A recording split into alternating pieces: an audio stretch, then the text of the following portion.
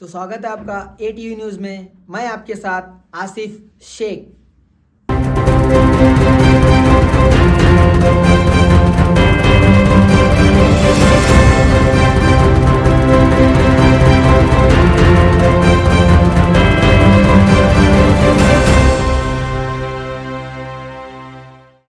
ಹುಬ್ಬಳ್ಳಿಯಲ್ಲಿ ಕಾರ್ಪೊರೇಟ್ ಪುತ್ರಿ ನೇಹಾ ಹಿರೇಮಠ್ ಎಂಬ ಮುಗ್ಧ ಬಾಲಕಿಯನ್ನು ಯುವಕನೊಬ್ಬ ಕಾಲೇಜು ಆವರಣದಲ್ಲಿ ಹಾಡುವಾಗಲೇ ಅಮಾನವಿಕವಾಗಿ ಹತ್ಯೆ ಮಾಡಿರುತ್ತಿರುವ ಖಂಡನೆ.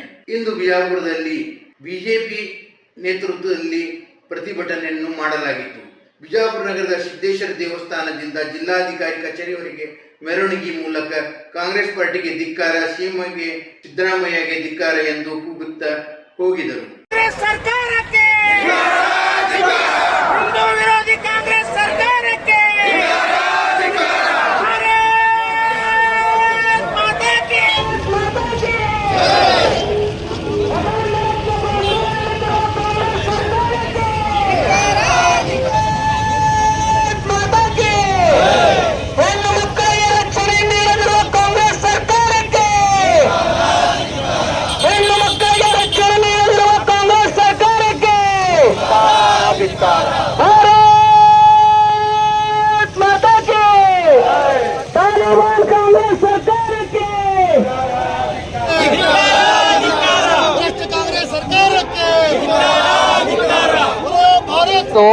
ನೇಹಾ ಹಿರೇಮಠರ ತಂದಿನೇ ಹೇಳಿದಾರ, ಇವತ್ತಿನ ಸರ್ಕಾರದ ಮೇಲೆ ನಮ್ಗೆ ವಿಶ್ವಾಸ ಇಲ್ಲ ಅಂತ ಅನ್ನುವಂಥದ್ದನ್ನ ಮಾತನ್ನ.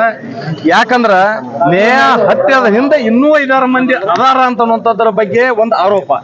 ಎರಡನೇದಾಗಿ ನೇಹಾ ಹತ್ಯೆಯನ್ನ ಖಂಡಿಸಿ ಅವ್ರಿಗೆ ಗಲ್ಲು ಶಿಕ್ಷೆ ಬರ್ತಕ್ಕಂಥ ಎಲ್ಲ ಕಾನೂನಿಗೆ ಚೌಕಟ್ಟು ಏನೇನು ಮಾಡ್ಬೇಕಂತ ಹೇಳುವ ಮಾತುಕತೆ ಆ ಕುಟುಂಬದ ಮನೆಯನ್ನು ಮಾಡ್ತಕ್ಕಂಥ ಕೆಲಸದೊಳಗ ಸರ್ಕಾರದ ಮಂತ್ರಿಗಳೇ ಮಾಡ್ತಾ ಇದ್ದಾರೆ. ವೈಯಕ್ತಿಕ ಕಾರಣ ಹತ್ಯೆ ಆಗಿದೆ ಅನ್ನೋದು ಹೇಳಕತ್ತಾರ.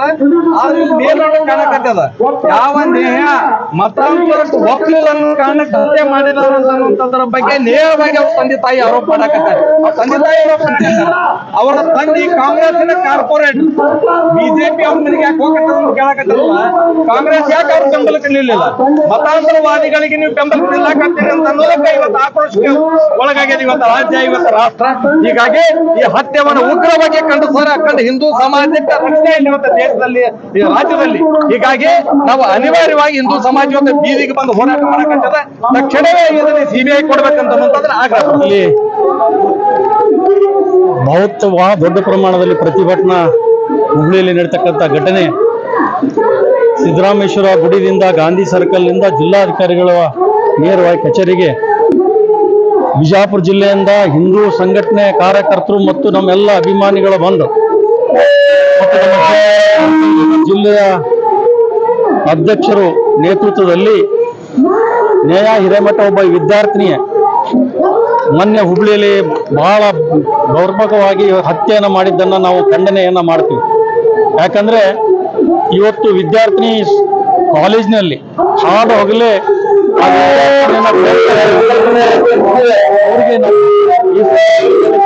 ರಾಜ್ಯ ಸರ್ಕಾರ ಇವತ್ತು ಪೊಲೀಸ್ ಇಲಾಖೆಗೆ ಸಂಪೂರ್ಣ ಅಧಿಕಾರವನ್ನು ಕೊಡಬೇಕು.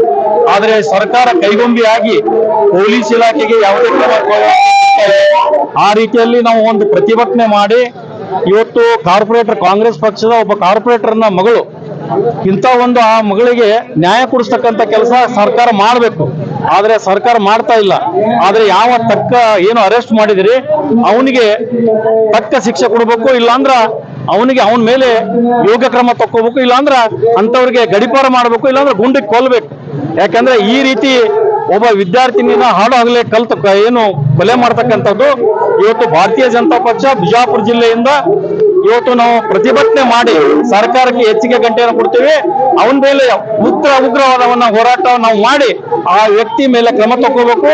ಅವ್ರ ಹಿಂದ್ಗಡೆ ಇರ್ತಕ್ಕಂಥ ಯಾವ ವ್ಯಕ್ತಿಗಳದಾವ ಅವ್ರನ್ನು ಕೂಡ ಬಂಧನೆ ಮಾಡಬೇಕು, ಅವ್ರ ಮೇಲೆ ಕ್ರಮ ತಗೋಬೇಕಂತೇಳಿ ಈ ಸಂದರ್ಭದಲ್ಲಿ ಹೇಳಿಕೆ ನಾವು